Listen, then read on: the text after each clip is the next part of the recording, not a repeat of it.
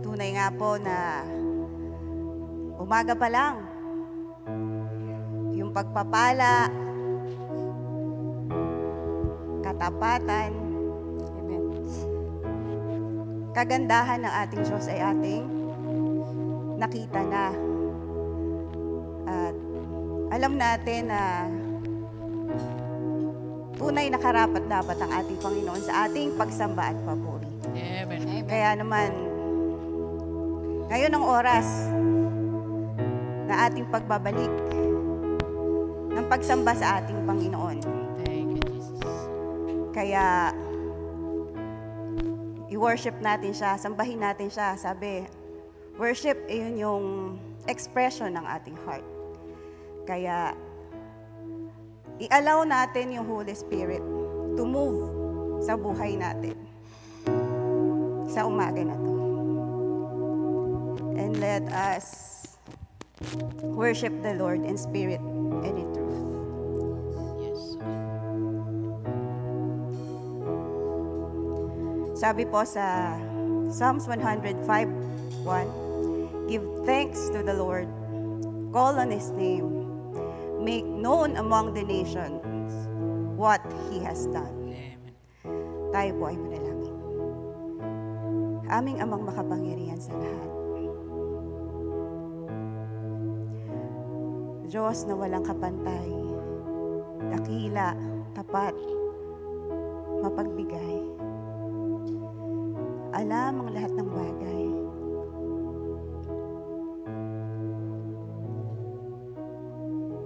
Aming Ama, kumikilala kami sa umaga na to sa lahat ng kapangyarihan na nasa iyo. Yes. Na ikaw, aming Ama, aming Diyos, aming manlilikha, ay nararapat sambahin, dakilain, parangalan, aming Ama. Ikaw ang aming papupurihan sa umaga na to. Ikaw ang aming itataas. Ikaw ang aming ihahayag, Panginoon, hindi lamang sa bansang ito, Panginoon, kundi sa bawat bansa, Panginoon, sa lahat ng tao, Father God, sa umaga na to. Aming Ama, hingi po namin, O Lord, nalinisin niyo po yung aming mga puso. Paging dapatin niyo po kami, aming Ama. Tulungan niyo po kami, Father God,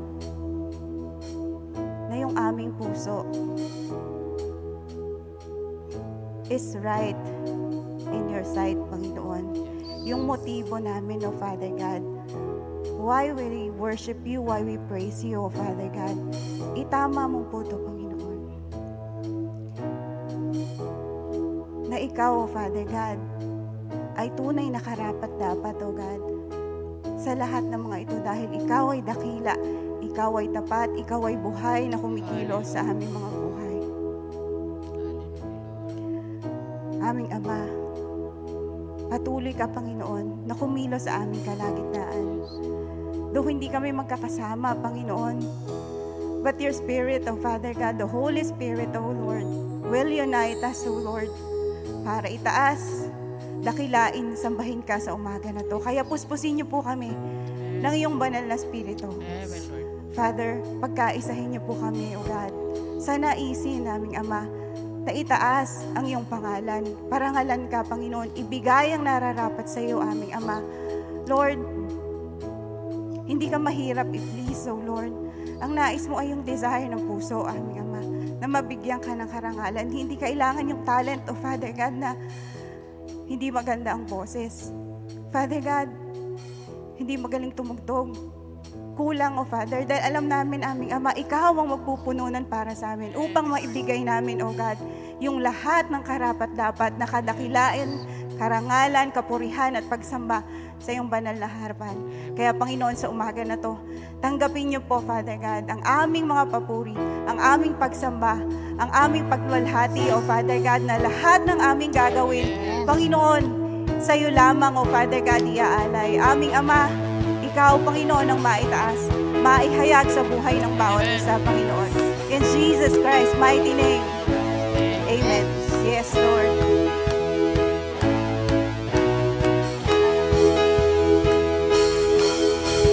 Kalungkutan ko iyong pinawi, kagalakan ang ipinalik, at sa puso ko ngayon ay laging may bagong awit na papupuri sa'yo. Kalungkutan ko iyong pinawi, kagalakan ang ipinalik, at sa puso ko ngayon ay laging may bagong awit na papupuri sa'yo.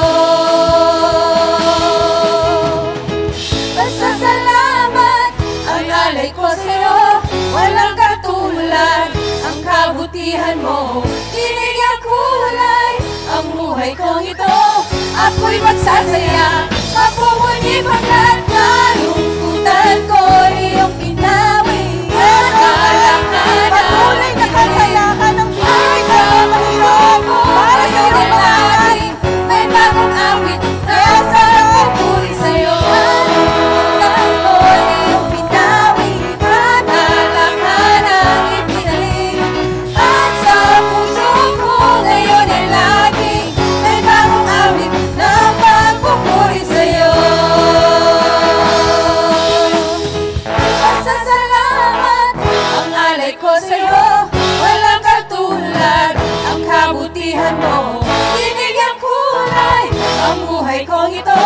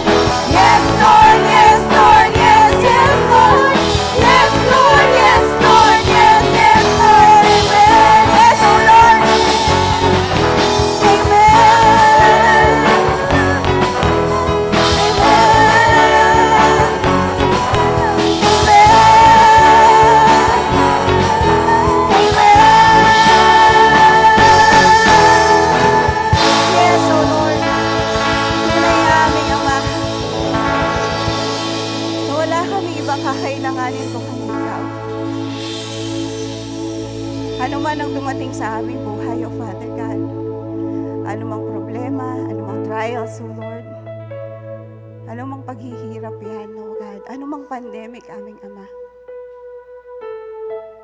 isa lang ang aming kailangan, O Lord, at yun na ikaw, ang presensya mo sa aming buhay, O Father. Kaya naman namin, Ama, kami Panginoon ay patuloy na lumalapit. Patuloy na ihahayag, O Lord, na wala kaming ibang kakailanganin kundi ikaw lang. Sa iyo kami titingin, O Lord. Sa iyong mga paraan, O God.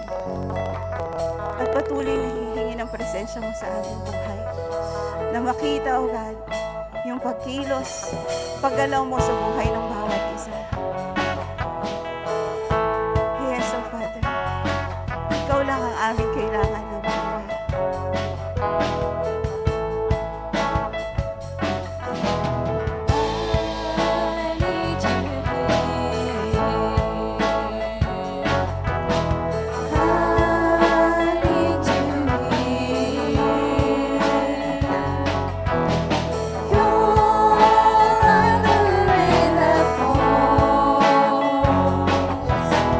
All on this heart and make me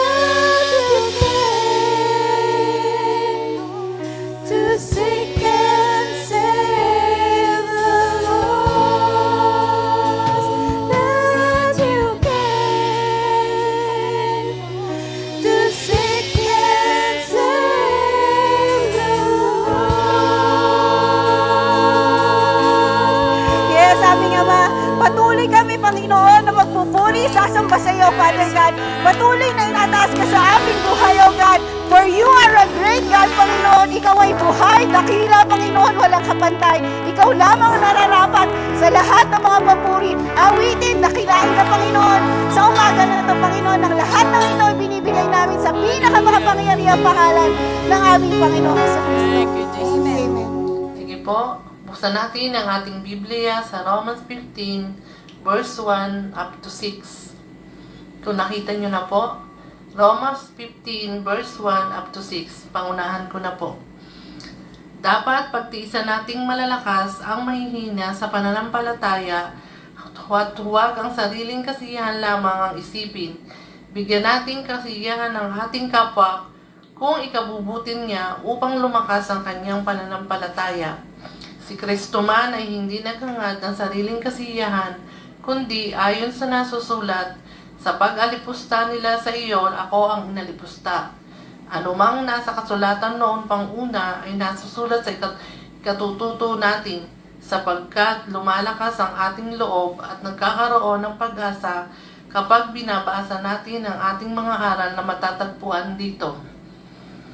Loobin nawa ng Diyos ang nagpapatatag at nagpapalakas ng loob at mamuhay kayong may pagkakaisa kay Kristo Jesus. Sa gayon, sama-sama kayong magpuri sa Diyos, ang Ama at ang Panginoong Heso Kristo. Salamat po sa pagkabasa ng Biblia. Magandang umaga sa ating mga kapatid, sa BCC, sa mga nakikiisa sa ating online worship, kaya din po sa mga nakikipanood. Magandang umaga po sa inyo lahat. Tayo po ay nakikinig ng mensahe ng ating Panginoon. Sa pamamagitan ko po, tayo po ay manalangin. Samahan niyo po ako sa panalangin at nawa maging maayos po yung delivery ng ating mensahe. Diyos namin ang mga nasa langit, kami po ay dumudulog sa iyo ngayong umaga po na ito at humihingi ng patnubay. Samahan mo po ako at nais ko pong maging malinaw, maayos po yung pag-deliver po ng mensahe mula po sa iyo. Maging buksan mo po yung puso at isipan ng bawat isa at maunawaan po namin yung mensahe na is mong ipapatid po sa amin. Ito po yung aming dalangin sa pangalan po ng aming Panginoon si Jesus. Parang po ngayong umaga. Ang ating pong mensahe ay galing po sa aklat ng Roma. Ito po ay isang maikling bahagi lamang mula po sa aklat ng Roma. Ang aklat po ng Roma ay ayon po sa interpretation po ng iba.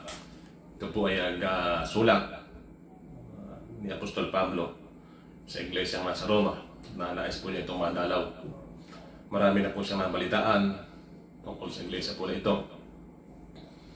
At ang naging tunga po ng kanyang sulat sa simula po ng chapter 12 hanggang unang bahagi ng chapter 15. Ito po yung pagtuturo ng pamumuhay Kristiyano, kung paano mamumuhay ng isang Kristiyano.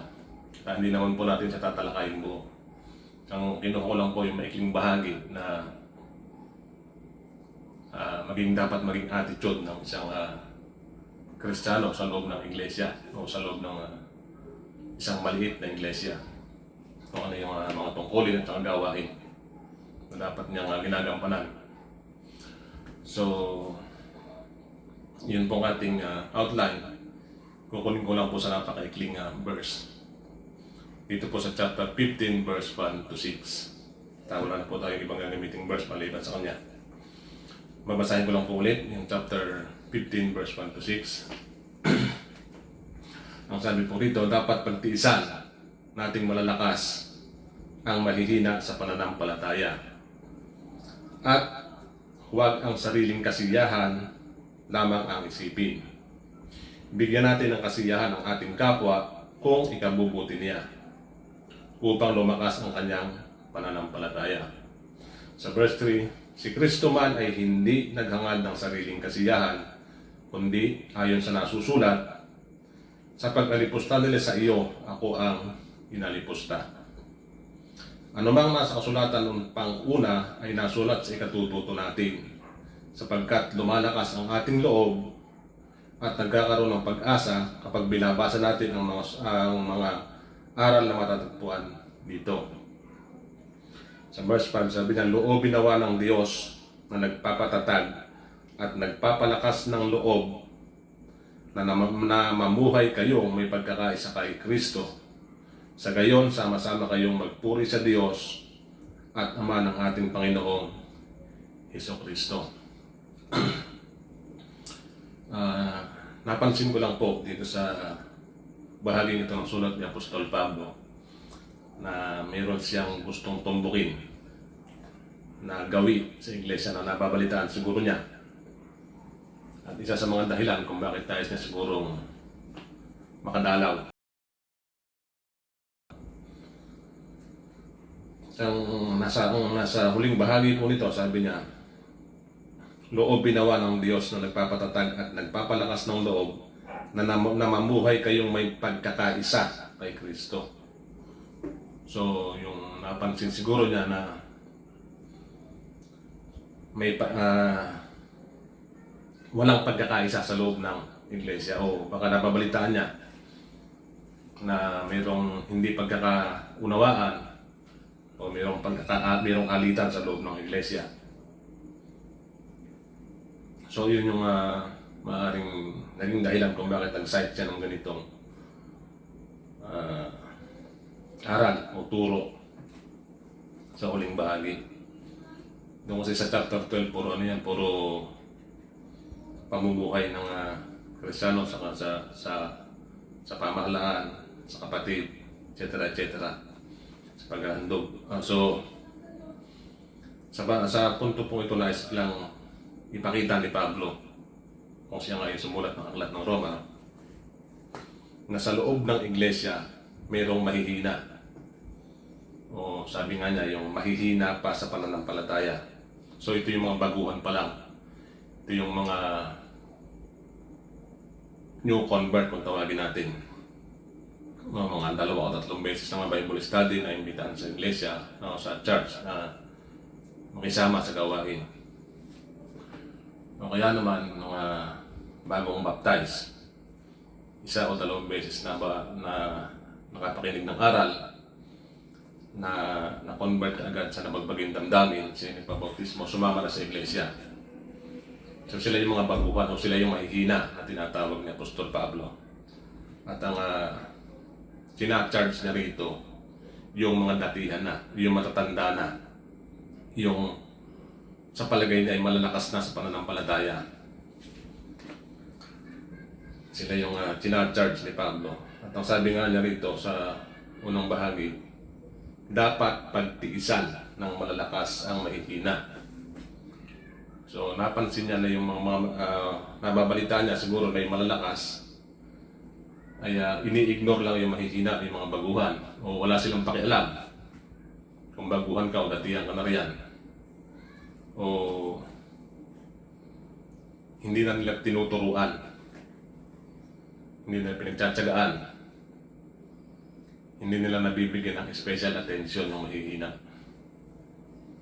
Siyang maaaring napansin o nababalita ni Apostol Pablo na nangyayari sa loob ng iglesia. Ikalawa, sa verse 2, bigyan natin daw ng kasiyahan yung ating kapwa kung ikabubuti niya. So, maaaring yung mga datihan na o yung mga malalakas na tinatawag natin malalakas na sa pananampalataya na dapat nagbibigay ng kasiyahan o nagbibigay ng atensyon doon sa mga datihan o mga baguhan o sa tinatawag nating mahihina, kaya hindi rin ginagawa itong mga datihan na o yung malalakas na dapat sana nilang ginagawa. Kaya naisipan ni Pablo sulatan sila ng ganitong tema. Ngayong malalakas, sa halip na bigyan ng kasiyahan yung mga mahihina, ay baka inaalipusta pa sa loob, pinagtitismisan pa sa loob, o minamaliit doon sa loob ng iglesia. Hindi natin alam kung ano yung kanilang kultura nung araw, kung paano sila mag-approach. Yung tinatawag nating mga servant. So possibly na ganito yung nababalitaan ni Pablo. Maraming maaaring ipapayabangan yung mga leader, nadadown yung mga baguhan. So ganito yung naging tema ng sulat ni Apostol Pablo, pangaralan, turuan yung iglesia na nasa Roma. At possibly na ganito rin yung tinalakay niya sa ibang sulat niya. At ang sulat ni Apostol Pablo ay hindi lamang para sa kanila. Yung mga aral, sabi nga dito, yung mga nasulat noong una ay nasulat para sa ikatututo natin. Yung tinutukoy ni Apostol Pablo yung mga unang sulat. Sa ngayon, yung unang sulat saka itong bagong tipan ay kasama sa mga unang sulat na kapupulutan natin ng aral.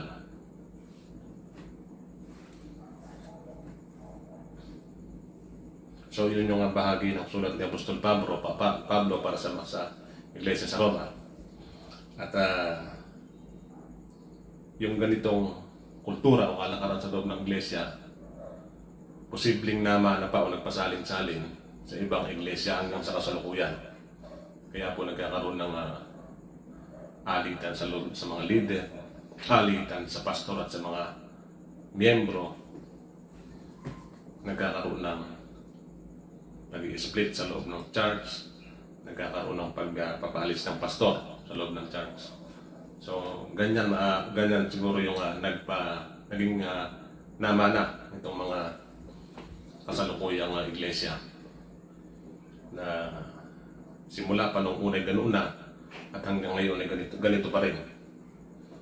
So sa atin ngayon, dapat nating matutunan na yung nangyari nung una ay huwag na mangyari sa atin. So mawala na ito sa atin, mabura na ito sa ating kapanahunan. Ano ba yung mga dapat nating gawin bilang mga leader, bilang mga matatanda o bilang malalakas na sa iglesia?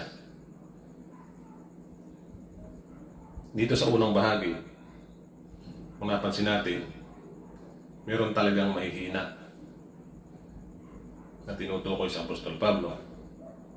So ang dapat kauna-unahan gawin natin bilang mga leader ay alamin kung sino itong mga mahihina, yung mga baguhan pa lamang. Dapat natin ma-identify sa loob ng iglesia sino ba yung mahihina, sino ba itong mga baguhan bilang mga leader, bilang matatanda, bilang mga malalakas na sa pananampalataya. Tayo yung kauna-unahang dapat na gumagawa nito. Alamin natin kung sino yung mga mahihina. Dito po sa sulat ni Apostol Pablo, ang tinutukoy niyang mahina ay yung mahina sa pananampalataya.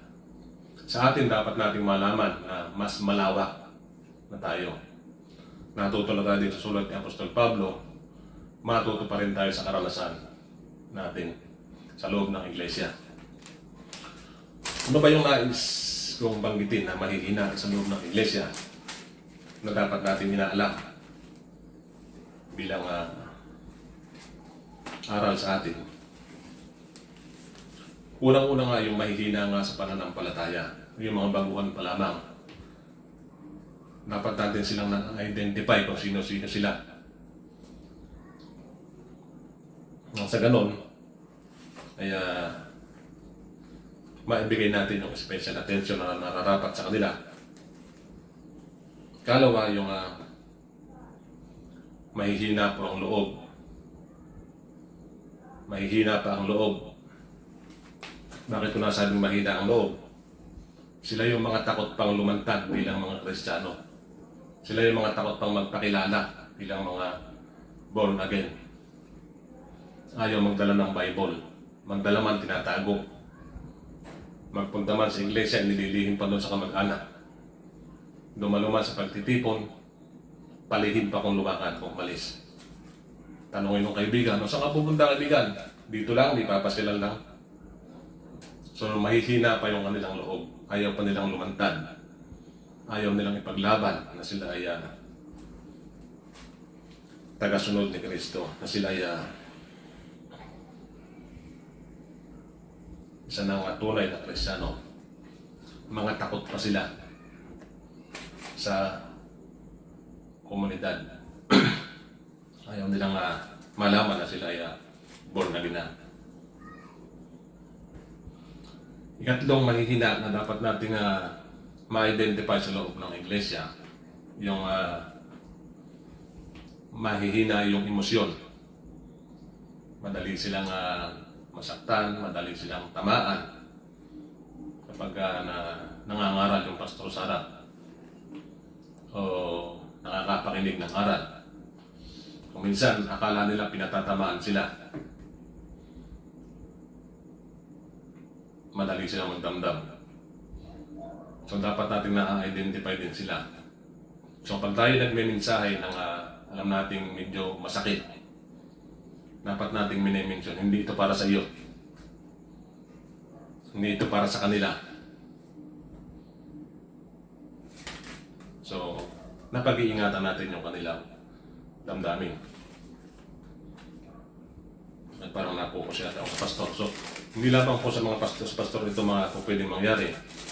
Ganon din po sa ating mga leader, sa ating mga tagapag-turo, mga Bible study leader. Alam natin na minsan may talagang mayroong mahina yung emosyon. Ayaw na nababanggit yung tungkol sa mga Diyos-Diyosan, na kanilang kinagisnan. Pagka natira mo yan, bigla ka ng susunod na dalaw mo, mayroon ng dahilan, ayaw ka ng harapin. So dapat na-identify din natin yung mahihina ang emosyon. Ilan na ba katlo? Ika-4. Yung mahihina ang intindi. So sabihin, kung tawag natin dito mga slow, dapat na naaabot natin yung kanilang kapasidad. Dapat na malaman natin kung sino sila at maabot natin yung kanilang kapasidad para maipaunawa natin ano ba yung ating tinuturo. So maraming mahina sa loob ng iglesia na dapat nating na-identify. Yung mahihina po ang income. Ano ba yung mahina ang income? Yung mga alam natin na talagang nasa grassroots yung kanilang kabuhayan. Yung talagang salat na salat sa buhay. Sila po yung mahihiyain pagdating po sa loob ng iglesia. Halos ayaw pong pumasok niyan. Naandyan lang po siya. Pumasok man niya, nandyan sa kalikod-likuran. Ayaw makisalamuha. So dapat silang nabibigyan ng special attention. Yung mahihina po yung pangangatawan. Medyo sabihin natin may karamdaman. Dapat din natin silang na-identify kung sino-sino sila. Napagpapayuhan natin sila. At hindi na po natin sila inuobliga sa ibang gawain na alam nating makabibigat sa kanya. Huwag na natin isama sa paghayo, kasi mapagod. Pwede siyang maiwan sa church, maging bahagi ng prayer warrior. So, pero maraming mahihina sa loob ng iglesia na dapat nating na-identify. Bilang mga leader, dapat natin silang mahanap sa loob ng iglesia. At marami sila. Yung ikalawang binanggit ni Pablo, sabi ko nga kanina, yung pagtitiis. Sabi ni Pablo, dapat pagtiisan ng malalakas yung mahihina. So merong dapat gumagawa ng sakripisyo para doon sa mahihina. At ito nga yung malalakas. Ito yung matatanda. Yung mga pioneer o mga founder ng iglesia. Ito yung mga deacons na, mga Bible study leader, yung mga servant, na nagpapapasok na sa may pintuan. So dapat nilang gampanang mabuti yung kanilang tungkulin. Hindi yung medyo nahirapan lang ng konti, pinabayaan na. Kahina-hina naman maintindihan, hayaan mo na kaya. So nandun yung pagtitiis. Yung mahina lang ang loob, ayaw lang isama. Pwede naman silang pagpayuhan, pwede silang ikayatin, pwede silang himukin. Manindigan ka, lumantag ka, ipakita mo na tunay yung pananampalatayang nasa iyo ngayon. So ganyan yung dapat na ginagawa natin mga leader bilang mga matatanda na ng iglesia.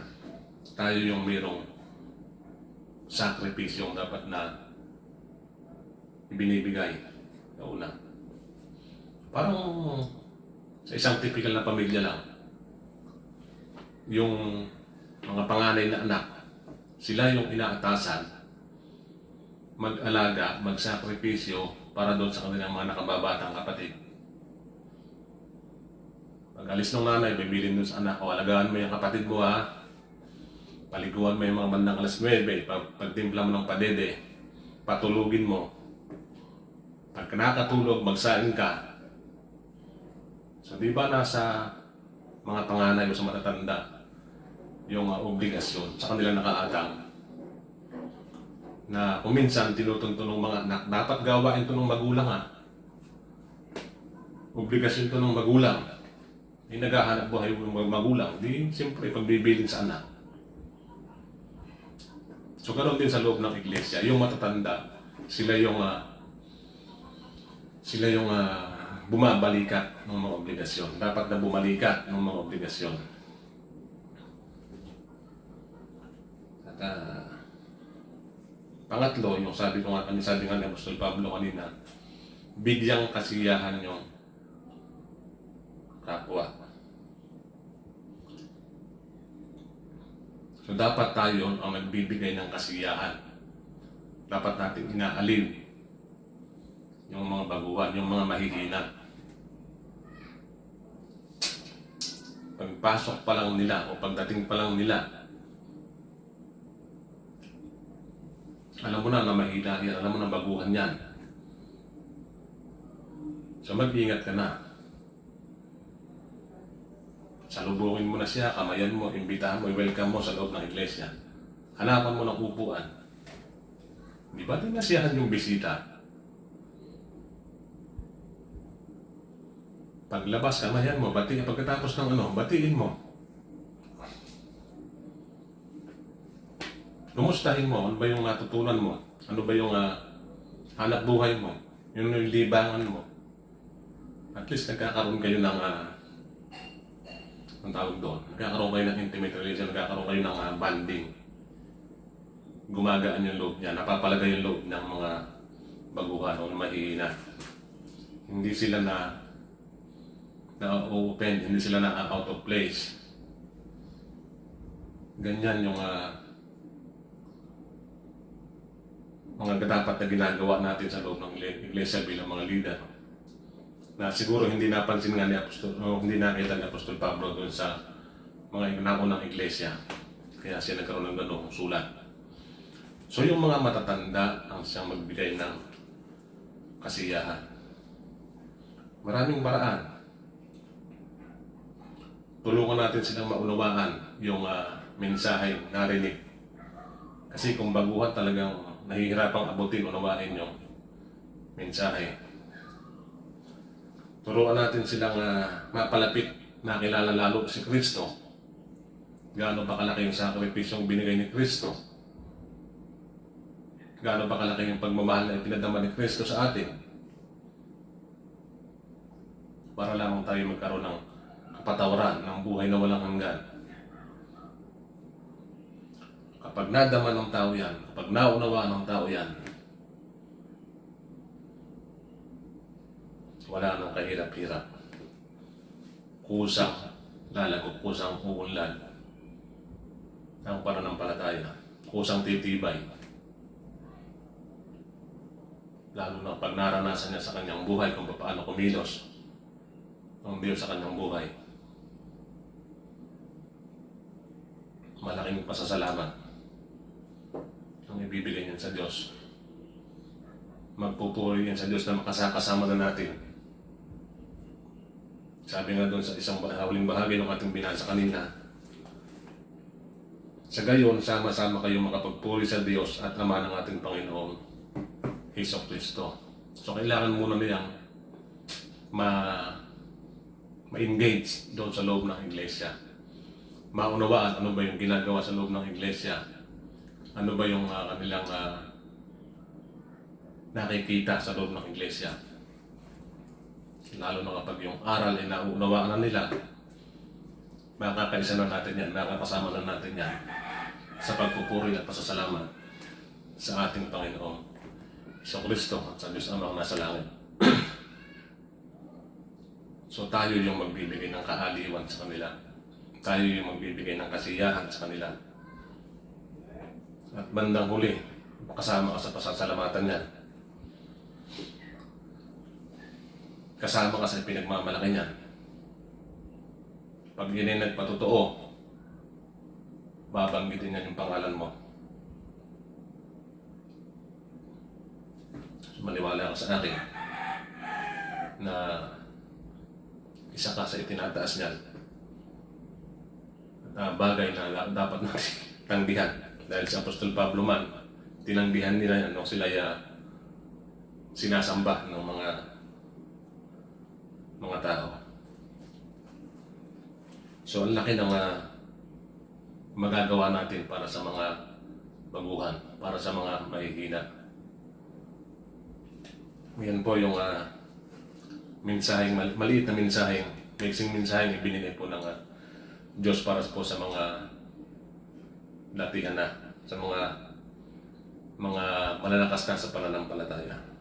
Dapat tayong magkaroon ng pag-alam kung sino-sino yung mahihina at mga baguhan sa loob ng iglesia. Dapat natin pinagtitiisan o pinagsisilbihan sila. Dapat natin mabigyan sila ng kasiyahan, ma-welcome sila sa loob ng iglesia. At para naman po sa mga baguhan,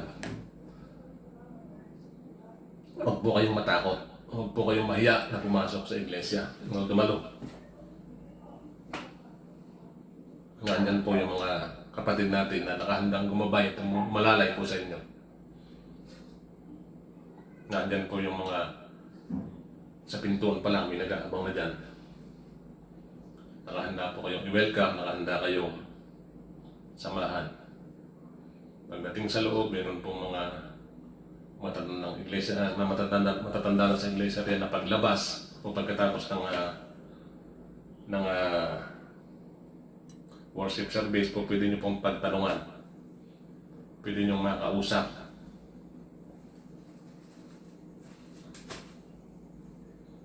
Ganyan po yung dapat na meron sa iglesia sa kasalukuyan. At isa nga po ito sa napansin ni Apostol Pablo sa naunang iglesia. At kung nagmamalaki na sa BACC, kaya meron na nga po nito. Magamat kung minsan may bahagyang pagkukulang o maliliit na pagkukulang. Kaya madali naman po siyang itatama, madali po siyang itutuwid. Mula na po rito yung mga leader na nagpapataasan, mula na po rito yung mga leader na mga nagsisipagmalaki na para bang kanila yung iglesia. Para bang pag-aari nila yung buong iglesia, na kung mawawala sila, ibabagsak yung iglesia. Wala na rin po dito yung mga sabihin natin ano bang tawag doon, pa-importante o pa-baby o hindi ko alam kung anong tawag doon. Yung mga matatanda na sa iglesia ay baby pa rin o mahihina pa rin. Hindi na nagsilakas. Yung BACC po ngayon ay isang matatag at malakas ng iglesia. So puno na po ito ng malalakas at matitibay na sa pananampalataya. At hindi po ma-open yung mga baguhan. Isa po yan sa gusto kong ipagmalaki. Na sa pagtsatsaga po ng aming pastor, kaya dumami yung mga matitibay na sa pananampalataya o malalakas na sa pananampalataya at mga pwede nang tumayo bilang mga leader.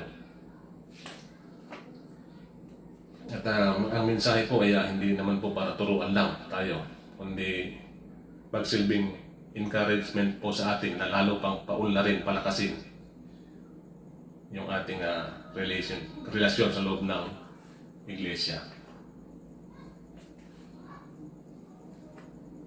Para po sa mga kapwa kong medyo may edad na sa loob ng iglesia na gumaganap na ng ganitong mga tungkulin, ito po ay encouragement po sa atin na tayo ay magpatuloy. Tama po yung ating ginagawa. Maganda po yung ating ginagawa.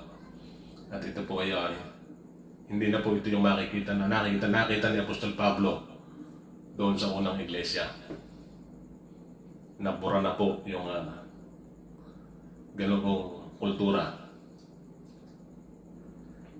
Ang encouragement na lang po sa atin, ipagpatuloy po ito at lalo pang pagandahin, lalo pang palakasin.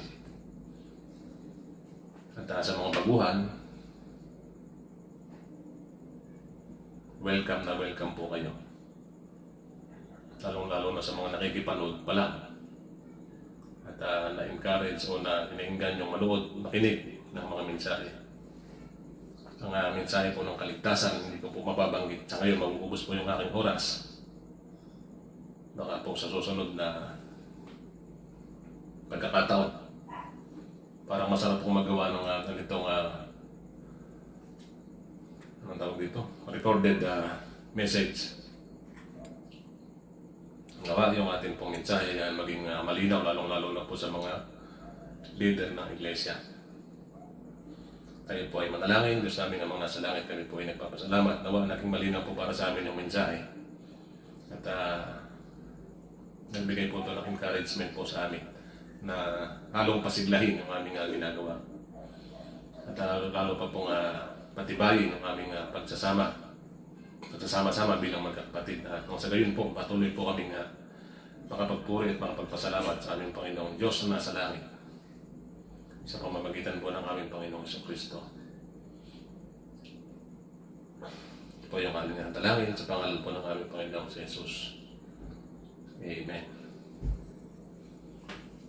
Faithful Lord, wonderful Savior, I know for sure all my days are held in your hand, crafted into your perfect plan.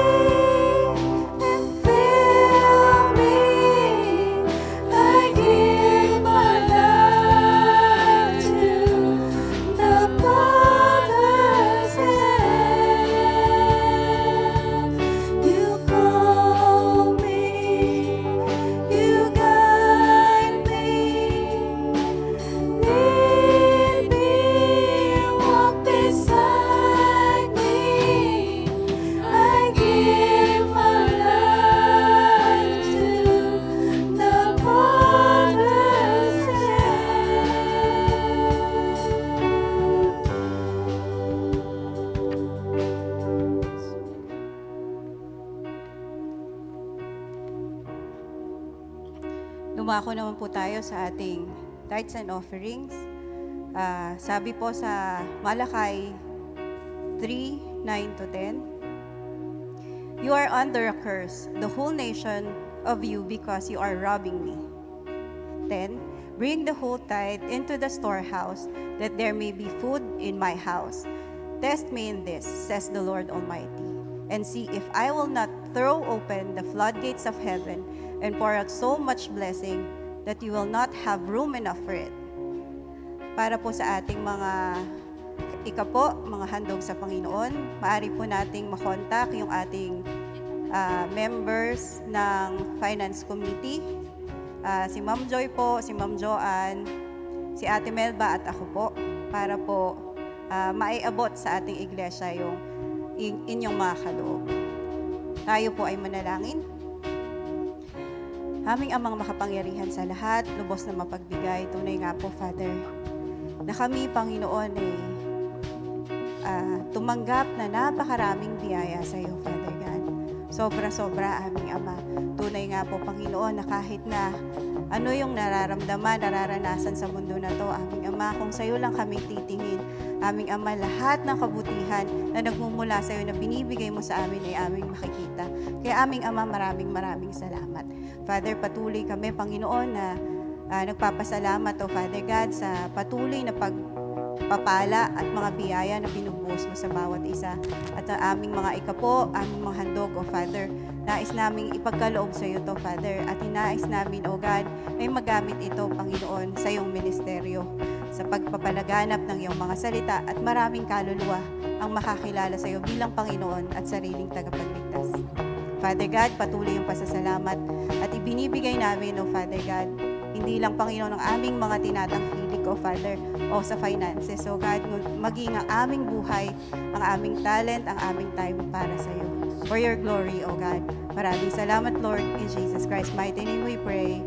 Amen.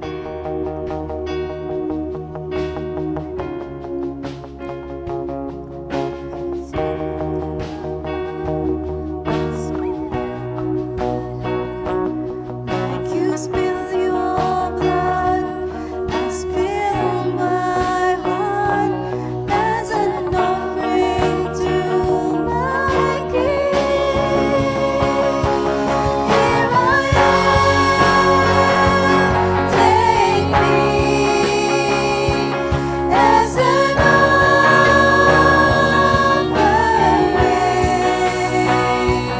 Here I am, give me every heartbeat for your glory. Take me. Para po sa ating benediction, sa lahat po ng member ng BACC na nakikisa sa atin kung online worship, sa mga nakikipanood sa ibang iglesia, sa ibang dako, sa ibang lugar, at sa mga hindi po kapananampalataya na nakakapanood at nainggan yung manood, nawa sumayin niyo po ang pagpapala ng Diyos sa mga nasa langit at pakikisa ng ating pong Panginoong Jesucristo at pakikisama po ng Banal na Espiritu. Tayo po ay sumatin pong lahat ng pagpapala at mamuhay po tayong may pag-ibig para po sa ating kapwa. Savior, He can move the mountains. My God is mighty to save. He is mighty to save. Forever, author of salvation. He rose and conquered the grave. Jesus conquered the grave. Tayong mabubuti. Nakakagawa tayo ng mabuti dahil nasa atin na yung Panginoong Hesukristo. And once na nasa atin ang Panginoong Hesukristo, ay yung biyaya, yung grace, ay patuloy nating mararanasan. Doon pa lang, sobra-sobrang biyaya na po. Amen po ba? Amen! Amen!